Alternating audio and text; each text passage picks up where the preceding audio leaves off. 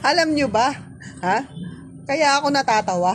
May humamon na naman sa akin. Pambira talaga. Matitindi talaga tong mga humahamon sa akin eh. China-challenge na naman ako. Alam nyo ba kung ano yon? Ha? Alam nyo ba kung ano? Kung ano na naman yung china-challenge nila sa akin ng aking mga kamarse? Ha? Abay, kumain daw ako ng sardinas. Akalain mo sardinas naman ngayon pagkatapos ng pandesal? Kumain. Ngayon sardinas naman. Ha? Abay, syempre, hindi ko tatanggihan yung hamon na yan. Ako pa, wala akong inaayawang pambira. Sandali, ha? Kukuha lang tayo ng sardinas.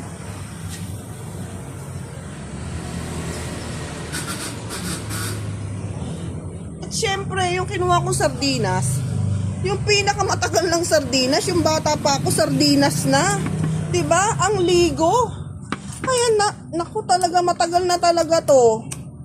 Eto ha, naku excited ako, binuksan ko agad. Kakain tayo ng sardinas ha. Teka, eto ha, oh. Kayo ginugugil nyo pa kung paano ito bubuksan? Ako hindi. Anong palagay nyo sa akin?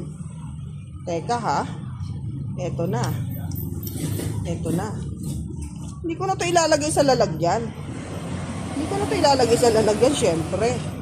Mira. Ito ba inilalagay pa sa lalagyan? Oh. Ang bango. Ha.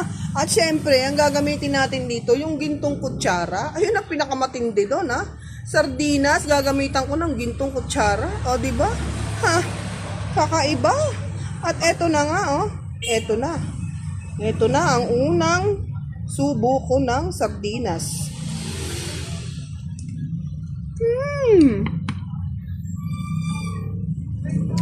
Ang sarap! Ang anghang! At siyempre, ang anghang ha.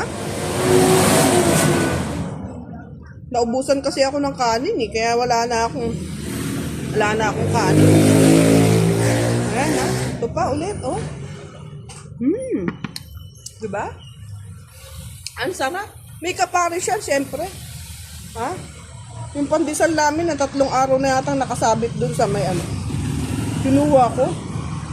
At ipapalaman natin to ngayon. Papalaman ko yan, ha?